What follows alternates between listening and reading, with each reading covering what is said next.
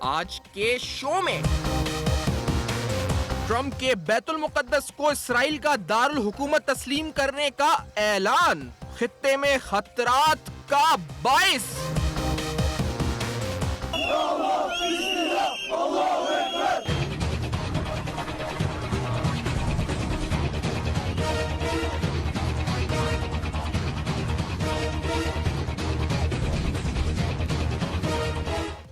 Trump کے فیصلے کی عالمی مذمت, اسرائیل کے خلاف تحریک شروع کرنے کا مطالبہ. اشتعال انگیز اور غیر دانشمندانہ فیصلہ کیا سخت اور پرتشدد رد عمل کا باعث. السلام علیکم. پس پردہ حقائق سنسنی خیز انکشافات پروگرام بے نقاب میں ہوں آپ کے ساتھ سیفان خان. آج پروگرام انتہائی اہم ہے اور یہ تاریخ انتہائی اہم ہے. یہ 6 دسمبر 2017, 6-7 دسمبر آپ دونوں شامل کر لیں کیونکہ وہاں شاید دوپہر کے 1 بجے یا دن کے وقت جب ٹرمپ نے تقریر کری, یہاں رات تھی. اور اس تقریر کو جو اس کے تاریخی پس منظر سمجھتے ہیں لوگ لکھنے والے, اگر آج آپ تمام اخبار اٹھائیں جو کالم نگار لکھتے ہیں, آرٹیکلز لکھتے ہیں, وہ اس کا جو تعلق ربط جوڑتے ہیں وہ بہت پہلے سے, یعنی وہ سقوط ڈھاکہ 1257, کوئی اس کو جو ہے وہ 1857 وار آف انڈیپینڈنس, اسی طرح 1967 کے اندر جو فلسطین کے حوالے سے جنگ, اور اس کے ساتھ ساتھ جو مختلف تاریخی واقعات جو پوری عالم اسلام کے میں رہے ہیں, جنہوں نے بڑا اپنا نشان چھوڑا ہے, یعنی جن کا امپیکٹ رہا ہے. اس طرح سے اس تاریخ کو بھی لوگ کہتے ہیں کہ یاد رکھا جائے گا 6 دسمبر 2017. کیوں یاد رکھا جائے گا؟ کہ اب اس تاریخ کے دن امریکہ کے وہ صدر جو کہ نفرت کی بنیاد پر مسلمانوں سے اپنے ووٹ حاصل کرنے میں کامیاب ہوئے, ہیٹریٹ کی بنیاد کے اوپر, وہ امریکی صدر اب اسرائیل کی بالادستی کو تسلیم کر رہے ہیں جیروسلم میں. یہ انتہائی تاریخی لمحہ ہے. اس کے بڑے اس کے امپلیکیشنز ہوں گے, اس کی محرکات, اس کی جو معاملات آگے چل کر ہوں گے, جن ممالک پہ, جن اس پورے خطے پر ہوں گے, عالمی مسلمان ممالک, مسلم ممالک, ان پر, اور پھر یورپی ممالک کے اوپر, اور اس کے ساتھ مغربی طاقتوں پر کیا اثرات ہوں گے. یہ تمام پہلو آج بے نقاب کرتے ہیں. ٹرمپ نے کہا کیا, صدر ٹرمپ امریکہ کے, پہلے یہ ذرا سن لیتے ہیں اور پھر عالمی رہنماؤں کا تاثر بھی آپ کو بتاتے ہیں. After more than 2 decades of waivers, we are no closer to a lasting peace agreement between Israel and the Palestinians. It would be folly to assume that repeating the exact same formula would now produce a different or better result. Therefore, I have determined that it is time to officially recognize Jerusalem as the capital of Israel. حیران کن طور پر ہوا یہ کہ کچھ یورپی ممالک, France کا تذکرہ کرنا ضروری ہے, جن کی طرف سے اس پر نیگیٹو ریاکشن آیا, اور اسی طرح سے مسلمان ممالک کا ریاکشن احتجاج کی صورت میں ترکی میں, عرب ممالک میں, امریکی ایمبیسی, اور پاکستان کے اندر بھی اس کے اثرات ہوں گے. اور جو خطے پر اثرات ہیں مجموعی طور پر اس پر بات بھی ہوگی, لیکن عالمی رہنماؤں کے تاثرات کیا تھے ذرا یہ بھی سن لیں. We've always regarded Jerusalem as a final status issue that must be resolved through direct negotiations between the two parties based on relevant Security Council resolutions. The European Union supports the resumption of a meaningful peace process towards a two-state solution. We believe that any action that would undermine these efforts must absolutely be avoided. He had destroyed every chance that he will play to get the deal of the century that he has been talking about. Jerusalem has been the Jewish capital for 3,000 years. It was never and will never be the capital of anyone else. Jerusalem should ultimately form a shared capital between the Israeli and Palestinian states. That is, we continue to support a two-state solution. We recognise the importance of Jerusalem, and our position on that has not changed. There is no alternative to this two-state solution, and Jerusalem is key to any peace agreement, and it is key to the stability of the entire region. اب سوال یہاں سے ذہنوں میں یہ ہے کہ امریکہ یا یورپی ممالک کیا اس پر اثر لیں گے؟ کیا 1970 جیسی ویتنام کے خلاف مزاحمتی تحریک جس طرح امریکہ میں تھی وہ شروع ہوگی امریکہ میں سے خلاف؟ نہیں، کوئی چانس نظر نہیں آتا، یا ہے یا نہیں یہ بھی جانیں گے سوال۔ یورپی ممالک اس کو ہضم کر لیں گے، آج نہیں تو کچھ دنوں بعد ہضم کر لیں گے، بالآخر ہضم کر لیں گے، لیکن سوال اب یہاں سے یہ ہے کہ مشرق وسطیٰ کے ممالک پر کیا فرق پڑے گا، سعودی عرب پر کیا فرق پڑے گا، اندرونی سیاست ممالک بھی ان پر کیا فرق پڑے گا، عوام پر وہاں کے کیا جذبات ہوں گے، نفرت انگیز جذبات ابھریں گے یقینی طور پر، اور ابھرنے بھی چاہیے۔ سجدہ اول ہے ہمارا بیت المقدس، تو ابھرے بھی چاہیے اس وقت، اور پاکستان میں بھی کل احتجاج کی کالز ہیں۔ اس بریک کے بعد اس تمام پہلوؤں سے آج اس اہم ترین معاملے کو جانچیں گے، پرکھیں گے۔ اس بریک کے بعد دوبارہ حاضر ہوتے ہیں۔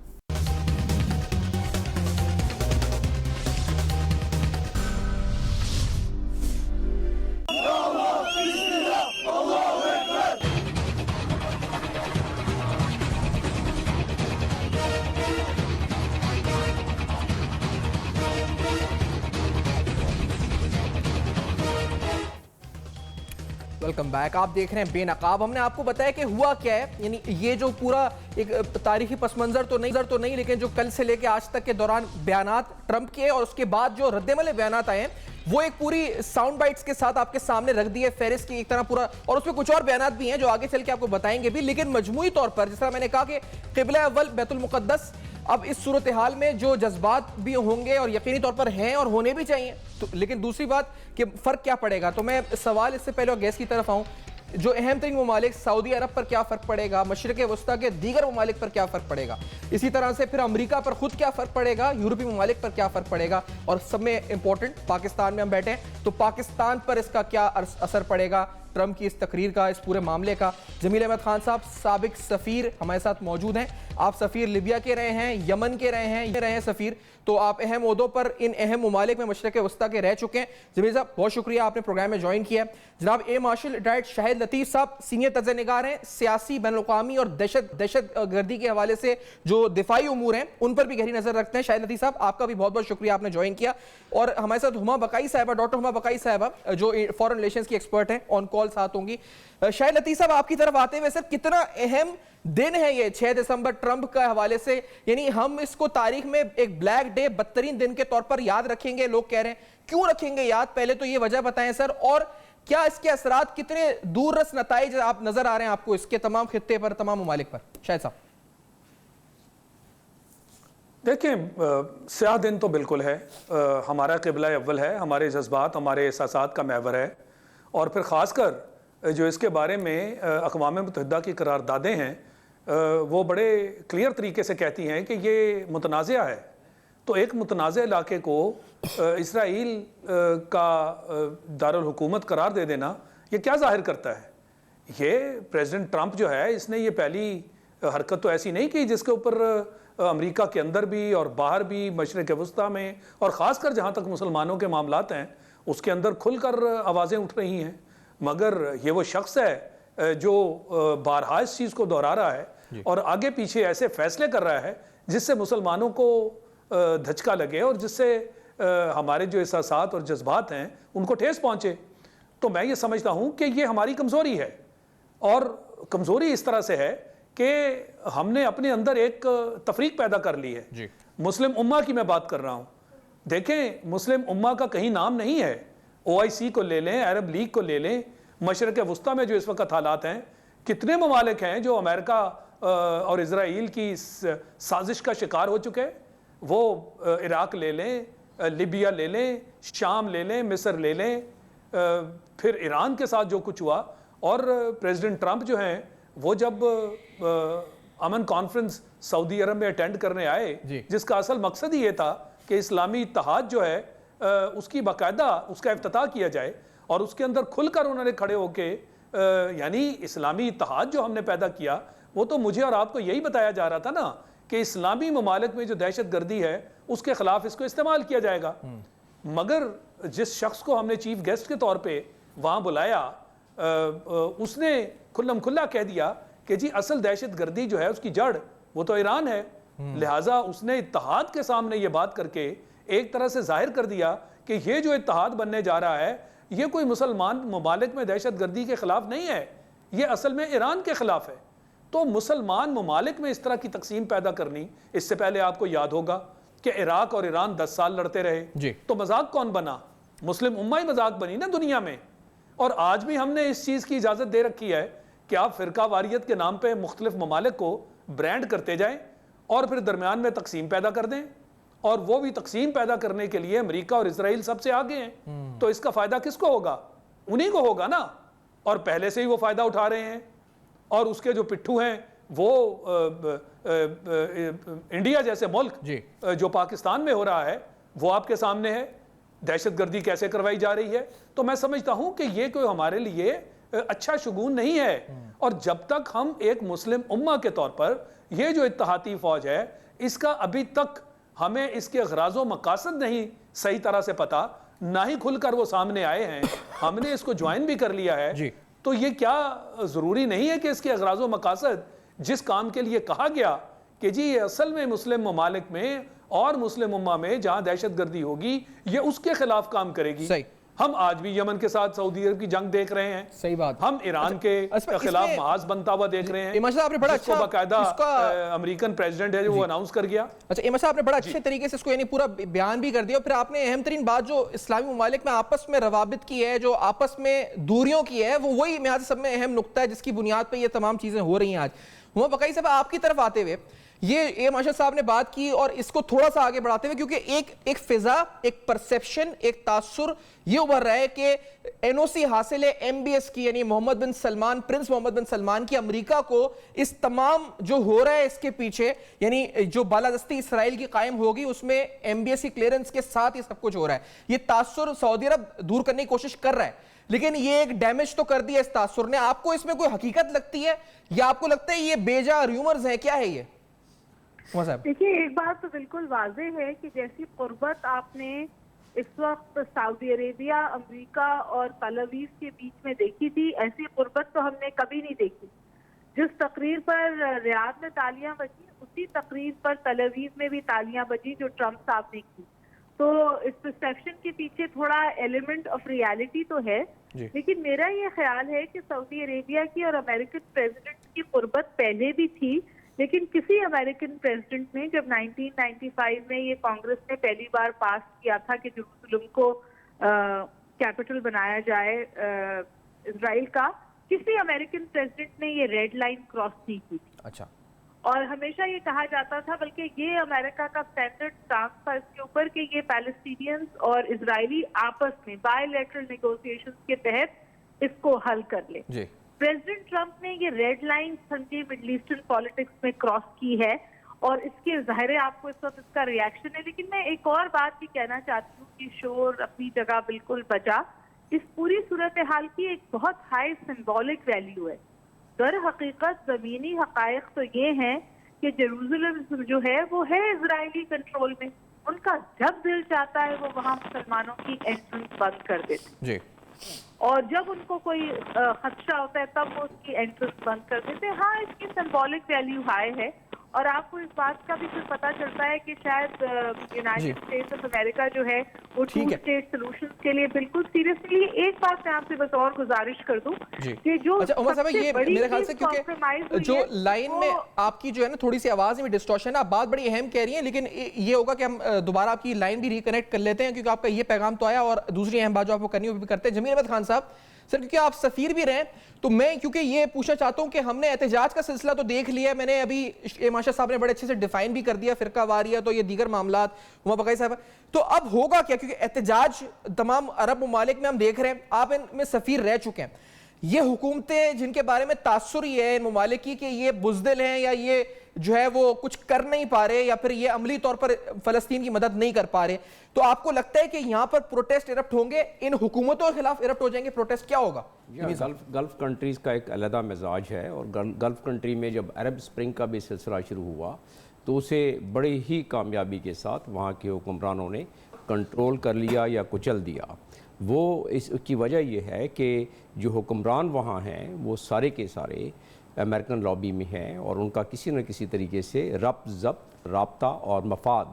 امریکہ کے ساتھ ہے، جبکہ عوام کے وہاں جذبات، احساسات اور مذہبی احساسات اور جذبات وہ سارے کے سارے پیلسٹینینز کے ساتھ، اور خاص طور پہ اس معاملے میں جو آپ یروشلم میں اس وقت جو مشن یعنی کہ ایمبیسی شفٹ ہو رہی ہے، یعنی کہ اس کو ان ادر ورڈز کیپٹل کے طور پر انہوں نے ایک ریکگنائز کرنے کا سب سے بڑا ایک جواز پیدا کر دیا. تو اس صورت میں عوام اٹھے گی، لیکن میرا جو اپنا مشاہدہ ہے ان تمام ممالک میں جہاں میں رہا ہوں کہ ابھی تک وہاں کے جو حکمران ہیں وہ اتنے مضبوط ہیں کہ عوام کو کچلنے میں کامیاب ہو جائیں گے، جو ابھی محسوس ہوتے ہیں. عوام اٹھے گی، اپنے حکمرانوں کے خلاف اٹھے گی. کن کن ممالک میں آپ کو لگتا ہے یہ تحریک ہے؟ آپ کو لگتا ہے کہ جہاں پر کمزور حکومتیں یا جہاں پر تاثر یہ زیادہ ہے کہ یہ حکومت کچھ بھی نہیں کر سکتی، یا یہ حکمران جو ہیں کچھ کر نہیں سک رہے، بزدل ہیں، یا یہ نااہل ہیں، یا کچھ بھی تاثر ہے؟ حکمرانوں کے خلاف تو ابھی میرے اپنے مشاہدے کے مطابق اتنی زیادہ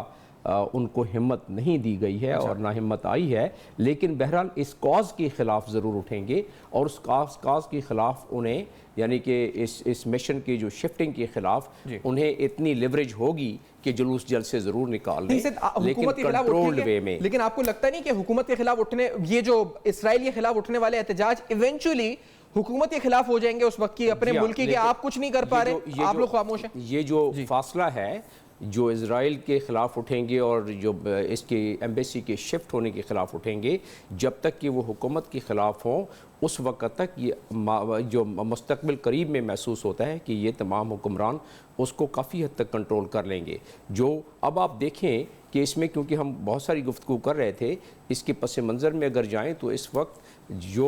حکمران خاص طور پہ گلف کنٹریز کے حکمران ہیں، انہوں نے اپنا بندوبست ان تمام معاملات میں کہ اگر کوئی اپنے فرام ودن اگر کوئی اپرائزنگ ہو تو اس کو کنٹرول کرنے کے لیے نہ صرف انہوں نے اپنی فوجوں کو بلکہ باہر سے خاص طور پہ جو پہلے بلیک واٹر تھا اور اب انہوں نے بہت سارے دوسرے نام کر دیے ہیں، اس میں مرسنریز اپائنٹ کر کے اپنے اپنے ممالک میں رکھے ہوئے ہیں. اور اس وقت یمن میں بھی تقریباً 75% سے زیادہ تعداد جو ہے وہ مرسنریز کی ہے، جو کہ ایک خاص کانٹریکٹر کے ذریعے پہنچا کے لڑا جا رہا ہے. تو لہٰذا انہوں نے اپنے ممالک میں بھی تمام گلف کنٹریز نے اپنا بندوبست اپنی فوج کے علاوہ یہ بھی رکھا ہوا ہے. تو لہٰذا اس کی بنیاد پر میں کہہ رہا ہوں، اور وہاں کیونکہ میں خود بھی رہا ہوں، بنیاد پر کہہ رہا ہوں کہ اس وقت زیادہ جہاں زیادہ شدت مجھے نظر آتی ہے وہ یمن میں زیادہ شدت مجھے نظر آتی ہے، سوڈان میں زیادہ نظر آتی ہے، لیبیا میں مجھے نظر آتی ہے زیادہ. میں جو یہ سوال بار بار پوچھ رہا ہوں نا، تو اس کی وجہ یہ، اور ماشاء صاحب آپ کا بھی کمنٹ اس پہ چاہیے مجھے، کہ ایک ابھی جیسے ایک آرٹیکل اب نذیر ناجی صاحب کا سامنے رکھا ہوا ہے، سینئر صحافی بھی ہیں، کالم میں مسلمانوں کے لیے 2018 آزمائش کا سال انہوں نے لکھا ہوا ہے. یعنی ایک نہیں کئی لکھاری آج آپ کمنٹیٹرز وہ کہتے ہیں مسلمانوں کے لیے آزمائش کا سال ہے. شاہد لطیف صاحب یہ واقعی میں آپ کو لگتا ہے حقیقت ہے اس میں کتنی بڑی آزمائش ہوگی ہے، اور 2018 اب شروع ہونے لگا ہے، یہ واقعات کے ساتھ کیا ہونے لگا ہے 2018 میں ایسا؟ دیکھیں، یہ میں سمجھتا ہوں اس کی سب سے بڑی وجہ جو ہے وہ پریزیڈنٹ ٹرمپ کا امریکہ کا صدر بننا ہے. اور جب سے وہ آئے ہیں مسلمانوں کے خلاف آتے ہی جیسے انہوں نے ایک مہم کا آغاز کیا اور وہاں رہنے والوں کے لیے وہاں رہنا تنگ کر دیا، وہاں سے لوگوں کا نکالا جانا، پھر ان کو انٹر نہ ہونے دینا، یہ اس طرح کے جتنے بھی انہوں نے اقدامات کیے ہیں وہ سب کے سب اس سے نظر آ رہا ہے کہ وہ کیا کرنے جا رہے ہیں. اور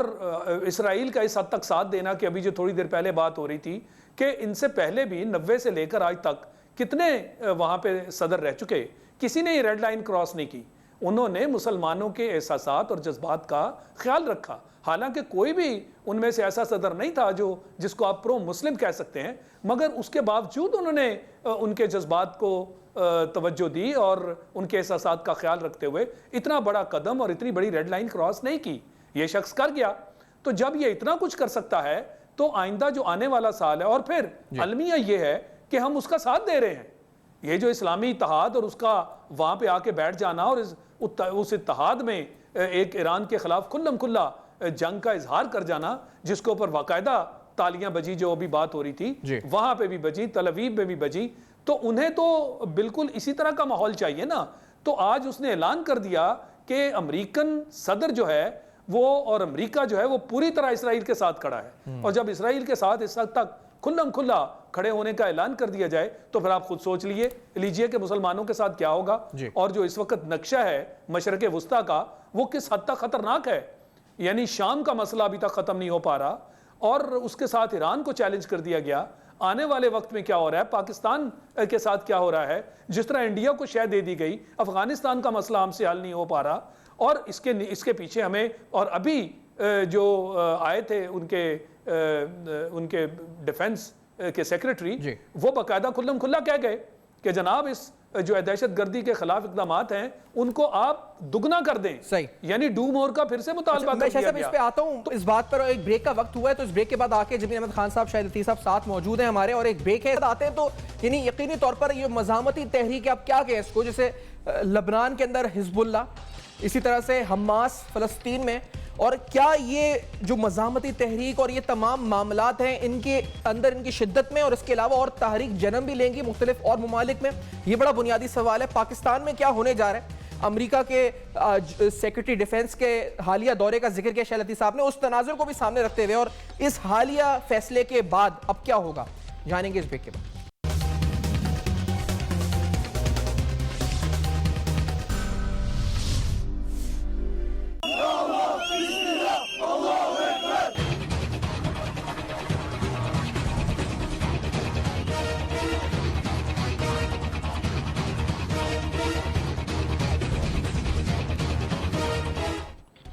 ویلکم بیک، آپ دیکھ رہے ہیں بے نقاب، جہاں پر آج اہم ترین معاملات پر بات ہو رہی ہے، جس کا تعلق خطے سے ہے، جس کا تعلق یقینی طور پر پاکستان سے اور ہر مسلمان کے دل سے ہے، کیونکہ یہ معاملہ قبلہ اول بیت المقدس کا ہے، جہاں اسرائیلی تسلط اب امریکہ نے تسلیم کر لیا ہے، بالادستی کو تسلیم کر لیا ہے۔ اہم ترین یہ ڈیولپمنٹ ہے، اس کے امپلیکیشنز، اس کی کیا محرکات آگے ہونے ہیں، کیا ہونا ہے اس حوالے سے، اس کی ڈیولپمنٹس کا امپیکٹ کس طرح پڑنا ہے، جان رہے ہیں۔ مشرق وسطیٰ کے کچھ رہنما اور دیگر کچھ عالمی رہنما، انہوں نے کل ٹرمپ کی سٹیٹمنٹ کے بعد کیا کہا ہے رد عمل میں، یہ ذرا سن لیں۔ This is very dangerous. This will constitute a precedent in international relations. Jerusalem is the capital of the Palestinian people, of the Palestinian state. This will have very dangerous repercussions on the overall situation in the Middle East. We are not surprised by any decision made by the Trump administration, but this shows that they are not concerned about the dangers such a decision may have on the overall situation, not only in the Middle East, but in the entire region and the world. These deplorable and unacceptable measures deliberately undermine all peace efforts and proclaims that the U.S. is abandoning its role as sponsor of the peace process that it has played over the past decades. Welcome back. اور آپ نے یہ سنا ہے اس وقت جو پوری صورتحال بن رہی ہے، جس طرح ڈیولپ ہو رہی ہے، ایک خواب ہے، جس طرح اسلامی بلاک تنظیم متحد ہو کر باہمی دفاعی تعاون، یہ جب میں سنتا ہوں تو مجھے خواب ایک خیال لگتا ہے جو شاید 70s میں اس وقت شاہ فیصل بھٹو صاحب تمام لوگ رہنما مل کے کر سکتے تھے، ہو رہا تھا بڑا متحرک اسلامی کانفرنس۔ اب تو خواب و خیال کی باتیں لگتی ہیں۔ جمیل احمد خان صاحب، پہلے آپ کی طرف آتے ہوئے سر، یہ یعنی اب یہ تو ہو گیا جو ہونا تھا، یہ تو ہماری اپنی نااہلیاں، غلطیاں، سب کچھ ہو گیا، سب ہو گیا، ابھی کیا ہوگا؟ اب یعنی اس کا جو اثر ہے وہ کیا، کس طرح سے آپ دیکھ رہے ہیں پورے خطے پہ؟ اس کا اثر تو پورے خطے میں ظاہر ہے، ایک بھونچال تو آنا ہی ہے، اور یہ کوئی نئی بات نہیں ہے۔ انفیکٹ اگر اس کو آپ ریلیٹ کریں تو اسرائیل بھی یہی چاہتا ہے کہ خطے میں اتنی زیادہ ٹوٹ پھوٹ ہو، بھونچال آئے کہ اسرائیل کا جو جوز کا جو اصل مقصد جو ان کے مذہب میں بھی ہے کہ نائل سے لے کے اور یوفریٹ تک جتنا علاقہ ہے اس کا 75% ان کو ان کے مذہبی فریضے میں ہے کہ وہ ان کے پاس ہونا چاہیے۔ تو یہ اس پہ بہت ساری لٹریچر اویلیبل ہے اور لوگوں نے لکھا بھی ہوا ہے اس پہ، لیکن بات صرف یہ ہے کہ ابھی ہم نے تو تازہ ترین دیکھنا ہے کہ اس کا کیا ہونا ہے، اور تازہ ترین تو اس کا یہ ہے کہ اس میں شدت پسندی بہت زیادہ بڑھ جائے گی، ٹیررزم بہت زیادہ بڑھ جائے گا، کیونکہ جو عوام ہیں ان کے جذبات اور خاص طور پہ جو آلریڈی جو ان کے دل کی آزاری ہوئی ہے مختلف معاملات میں، چاہے وہ عراق ہو، سیریا ہو، افغانستان ہو، اس کے بعد یہ مزید بڑھے گا۔ تو اس کو بڑھنے سے نہ صرف کہ یہ بین الاقوامی طور پر اس کو اسی لیے یورپ بھی پریشان ہے، اسی لیے برطانیہ بھی پریشان ہے، اور اسی لیے باقی لوگ پریشان ہیں ٹرمپ کے علاوہ۔ ٹرمپ پریشان اس لیے نہیں ہے بلکہ خوش اس لیے ہے کہ وہاں کا جو نظام ہے، میری خود باتیں ہوتی رہی وہاں کے کانگریس ممبر سے جب میں اقوام متحدہ میں تھا، اور ایک بہت کلیدی کانگریس ممبر اور جو کہ پریزیڈنشل کینڈیڈیٹ رہی ہیں، نام ان کا سنتھیا مکینی ہے، میں یہ بھی بتا دیتا ہوں، وہ خود انہوں نے مجھے پورا ایک اسٹرکچر سمجھایا کہ وہاں جو کانگریس میں 90% جو سب کمیٹیز ہیں دے آر ہیڈڈ بائی جوز، تو جتنی پالیسی بنتی ہیں، چاہے وہ 95 میں جب انہوں نے بل پاس کیا اور قانون بنایا کہ شفٹ کرنا ہے اپنی ایمبیسی یروشلم میں، یا اس کے بعد جو پریزیڈنٹس رزسٹ کرتے رہے ہیں وہ ہر 6 مہینے کے بعد اس کو ویور دیتے رہے ہیں، اور پھر 2017 میں ابھی 6 مہینے پہلے ٹرمپ نے یونانیمس ایک ری افرم ریزولوشن پاس کرایا کہ یہ شفٹ ہونی چاہیے۔ تو یہ بتدریج ایک سلسلہ چل رہا ہے۔ اگر آپ ہسٹری میں جائیں گے تو یہ سلسلہ آپ دیکھیں کہ اسرائیل جب وجود میں آیا، یہ تو آپ نے امریکہ کی بتائی، یہ محمود عباس اور جو اس وقت MBS محمد بن سلمان ہیں، ان کے ایک خبر ان کے بارے میں بھی یہ کہ جی محمد بن سلمان نے ان کو بہت پریشرائز کیا، اور یہ خبر سعودی عرب کہتا ہے غلط ہے کہ وہ اس وقت مان جائیں اس بالادستی کے اوپر، یہ بات صحیح ہے غلط ہے؟ سننے میں کیسی لگتی ہے آپ کو؟ وہاں جو محمود عباس صاحب کے ساتھ اس وقت ان کے ایڈوائزر ہیں، وہ میرے ساتھی سفیر تھے یمن میں اور بلکہ لیبیا میں، تو وہ ان سے میری بات ہو رہی تھی، اور جو مجھے اس سے اشارے مل رہے ہیں کہ ایسی بات ظاہر کھل کے تو نہیں، ایسی بات ہوئی ہے، اور اس کے ہونے میں کوئی ایسی تعجب والی بات نہیں ہے، کیونکہ سعودی عرب اور MBS ایسے اشارے مل رہے ہیں۔ MBS نے نہ صرف ان سے رابطہ کیا بلکہ باقی ممالک سے بھی رابطہ کیا، اور ان کو بتایا کہ اس میں آگے جا کے پیس پروسیس جو ہے اس میں آسانی ہوگی، حالانکہ دیکھنے میں اگر دیکھا جائے اس کا تجزیہ کیا جائے تو اس کے برعکس بات ہوگی۔ ٹرمپ بھی یہی کہہ رہا ہے کہ اس ڈیسیشن کے بعد جو پیس پروسیس ہے، 2 اسٹیٹ تھیوری کو میں آگے پیس پروسیس کو آگے لے کے چلوں گا، حالانکہ جو یورپین کنٹری کے ہیں سربراہان اور باقی جو تجزیہ نگار، وہ یہ کہہ رہے ہیں کہ اگر ایسی ہی بات تھی، یہ سلوشن ہی چاہتے تھے تو ایسٹ یروشلم میں وہ بنا دیتے پیلسٹائن کا کیپٹل اور ویسٹ میں بنا دیتے اسرائیل کا، لیکن اس وقت جبکہ وہ کلیم ہزاروں سال 2000-2500 سال پہلے سے وہ کلیم کرتے ہیں کہ کیپٹل اسرائیل کا ہے ہی یہی، جوز کا کیپٹل ہے ہی یہی، تو اس کے بعد تو ایک مہر ثبت کرنے والی بات تھی۔ اور آپ یہ دیکھیں کہ جب ٹرمپ آئے تو ٹرمپ نے آنے کے بعد اپنا ایک نیا سفیر پوسٹ کیا اسرائیل میں، اور اس سفیر کو یروشلم میں ایک کمرہ ہوٹل میں ٹھہرایا کہ بھئی آپ نے یہاں سفارت خانہ قائم کرنا ہے۔ تو ابھی کی بات نہیں، اس کو تو 10-11 مہینے پہلے سے یہ تیاری ہو رہی تھی، اور یہ تو بالکل نظر آ رہا تھا کہ یہ ہوگا۔ آپ اندازہ کریں 1980 میں ایک سیکورٹی کونسل کا ریزولوشن پاس ہوا 478 جس کے تحت 1980 میں کچھ مشن شفٹ ہو گئے تھے، اس ریزولوشن کے تحت یونائٹڈ نیشنز نے کی وجہ سے واپس وہ ہوئے، لیکن آپ اندازہ کریں کہ ابھی دوبارہ انہوں نے یہ کیا، اور اس کے بعد ایک اور ریزولوشن پاس ہوا جو کہ 2332 ہے، یعنی 2332 ہے، جس میں کہ ابھی کی بات ہے 16 کی، کہ جب سیٹلمنٹ دوبارہ شروع کی انہوں نے یروشلم میں، تو اس پہ ایک ریزولوشن پاس ہوا کہ سیٹلمنٹ کو یہاں فوری طور پر ختم کیا جائے۔ ان تمام چیزوں کے باوجود بھی اسلامک دنیا کے ممالک اپنی جو لیگل ڈپلومیسی ہے وہ صحیح نہیں کر رہے ہیں۔ مجھے کہیں سے آواز نہیں آئی کہ کسی بھی اسلامک ملک، فرانس نے ریکوزیشن کیا ہے سیکورٹی کونسل کی میٹنگ کو، اس پہ بھی بولا اسلامک ممالک کے کسی کنٹری نے جنرل اسمبلی کی میٹنگ کو کال نہیں کیا کرے گا ابھی تک۔ میں اس وقت شاید عزیز صاحب جو سینیریو اگر آپ اس وقت سمجھ سکیں اگر مسلمان ممالک، تو ہم جو میں بالکل ہی لے مین حیثیت سے بتاؤں کہ ہم سب جانتے ہیں کہ مالی حیثیت سے سعودی عرب اور دفاعی حیثیت سے سعودی عرب، تو جو لیڈرشپ کا رول اگر ادا کرنا ہے اس پوری صورتحال میں وہ سعودی عرب کو کرنا ہے۔ یہ ایک ذہن میں تاثر آتا ہے کہ بھئی وہ فٹ ہیں اس رول کے لیے، لیکن ان کے اندرونی معاشی مسائل، آئل پرائسز کا گرنا، پھر وہاں 70 شہزادوں کو گرفتار کرنا، ہوٹل کے اندر قید کرنا، اندرونی معاملات، پرائیویٹائزیشن، ریفارمز اور ماڈریشن، اسلامک ریفارمز، صرف وہ اندرونی معاملات میں اتنا الجھا ہوا ہے سعودی عرب، تو ہم اب کون جو اسلامی بلاک اور لیڈرشپ، کوئی لیڈرشپ تو ہوگی نا اسلامی بلاک کے لیے، آپ کو نظر آتا ہے شاہد لطیف صاحب کوئی اس پوری صورتحال میں ابھرتا ہوا ایز لیڈر؟ دیکھیں میں یہ سمجھتا ہوں کہ آپ نے بالکل صحیح کہا کہ دیکھنے میں تو بالکل اسلامی امہ جو ہے، مسلم امہ، اس کا لیڈر سعودی عربیہ ہمیشہ سے رہا، مگر آج بالکل جو سعودی عرب کے حالات ہیں وہ شاید اس کو اس طرف زیادہ اپنی نظر جو ہے وہ جمانے کی اجازت نہیں دیتے۔ مگر کیا یہ آج کا واقعہ ہے؟ اسرائیل کا واقعہ تو بڑا پرانا ہے، تو اس وقت کیا مسلم امہ کا رول اس سے مختلف تھا؟ اور سعودی عرب لیڈ کر رہا ہے مسلم امہ کو، تو اس وقت بھی ہم نے کوئی مختلف رول تو اس سے نہیں دیکھا۔ جب سے مشرق وسطیٰ میں جو حالات پیدا ہو گئے اور پھر ہم نے دیکھا کہ شام والے معاملے میں ہمارے اپنے مسلمان ممالک جو ہیں انہوں نے سائڈز لیں۔ اب یہ سعودی عرب والا معاملہ جب آیا، اسلامی اتحاد والا، اس میں بھی ہم نے دیکھا کہ لوگوں نے سائڈز لے لیں۔ تو مقصد یہ ہے کہ ہم بحثیت مجموعی جو ہمارے اندر کے آپس میں تفرقات ہیں، تفریق ہے، تقسیم ہے، ہم نے اس کی طرف نہ تو دھیان دیا ہے نہ دے رہے ہیں۔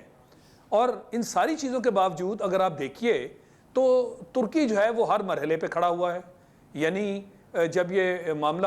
ہو رہا تھا، آپ نے دیکھا کہ بنگلہ دیش میں یہ پھانسیاں دی جا رہی تھیں، اس وقت ترکی کی طرف سے جو بیانات ہیں ان کو دیکھ لیجئے، آج ترکی کی طرف سے جو بیانات آئے ہیں ان کو دیکھ لیجئے۔ اسی طرح جو برما میں مسلمانوں کا معاملہ آیا تو ترکی سب سے آگے تھا اور اس نے بنگلہ دیش سے ریکویسٹ کی کہ ان مسلمانوں کو پناہ دیں، ان کے اخراجات ہم برداشت کرنے کو تیار ہیں۔ تو جب ترکی جیسا ملک آگے بڑھ کر یہ بات چیت ہر موقع پہ کر سکتا ہے تو پھر اتنے سارے باقی ممالک جو ہیں، ہم تقریباً 57-58 کے قریب مسلمان ممالک ہیں، کوئی 2.5 بلین کے قریب ہماری آبادی ہے، ہم کیوں یک زبان ہو کر یہ جو کچھ بھی ہمارے خلاف کام ہو رہا ہے اور جو کہ توقعات تھی خاص کر اس اسلامی اتحاد سے، مگر وہ تو بالکل اس کے برعکس نکلا۔ ماشاء شاہد عدی صاحب، آپ اگر اسی بات کو، کیونکہ یہ جو شامی قریشی صاحب سے رابطہ بحال نہیں ہوا ہے، میرے خیال سے وہ لائن میں کچھ ایرر ہوا ہے جس کی وجہ سے یہ مسئلہ ہوا ہے، شاہد عدی صاحب آپ کی نظر میں یہ جو پوری صورتحال ہے، اب اس کو پاکستان پر کل سے احتجاج شروع، یعنی آج بھی میں نے دیکھا احتجاج تو شروع ہو گئے، کل شاہد لطیف صاحب جماعت اسلامی یوم احتجاج، اس کے علاوہ کچھ اور تنظیمیں جن کا مذہبی تنظیمیں جن کا ہم نے دیکھا ہے کہ زور پچھلے کچھ دنوں میں دھرنوں کی صورت میں بھی ہمیں نظر آیا، احتجاج کی کال ان کی طرف سے بھی، تو آپ کو احتجاج کی فضا پاکستان کی حد تک کیا نظر آ رہا ہے اس وقت آپ کو شاہد لطیف صاحب؟